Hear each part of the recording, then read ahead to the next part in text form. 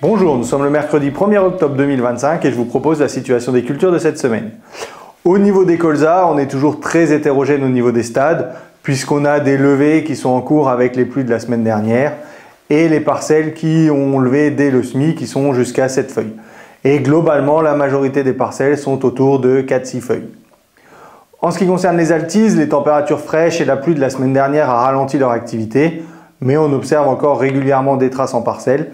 Et les conditions climatiques actuelles, avec de la fraîcheur le matin mais une relative douceur l'après-midi, leur permet d'avoir une activité qui peut être importante. Donc pour les parcelles qui ont dépassé 4 feuilles, là il n'y a plus de risque de dégâts sur le feuillage des altises. Par contre, il faudra être très vigilant sur les parcelles qui sont plus en retard et notamment celles qui sont à cotylédon une feuille. Donc là, il faut surveiller avec les cuvettes et aller voir les dégâts. Je vous rappelle que le seuil est de 80% de pied avec des dégâts d'altise. Donc ça peut aller très vite, surtout les après-midi où il fait beau. Donc là, soyez vigilants pour les parcelles les plus en retard.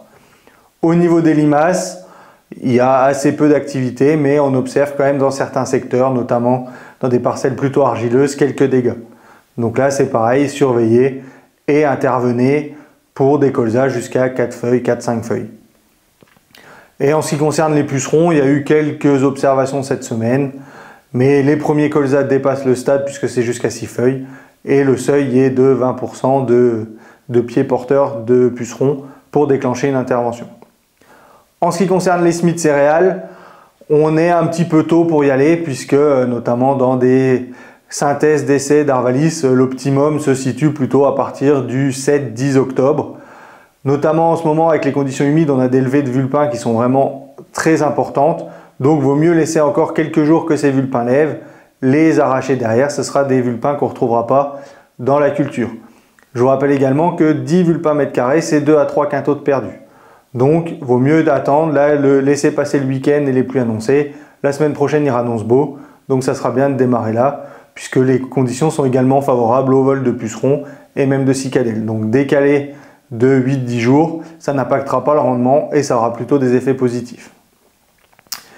C'est la même chose pour les escourgeons, même si là, dans des sols argileux ou des choses comme ça, on peut semer dès les prochains jours. Donc je vous rappelle les densités de semis optimales pour les escourgeons. On va être à 200 grains en limon, 250 grains pour l'argile des limons argileux et on sera autour de 300 grains pour les sables ou les craies. On profitera également des conditions et des sols humides pour réaliser les désherbages de post-semis prélevés. Je vous souhaite une bonne semaine, à la semaine prochaine.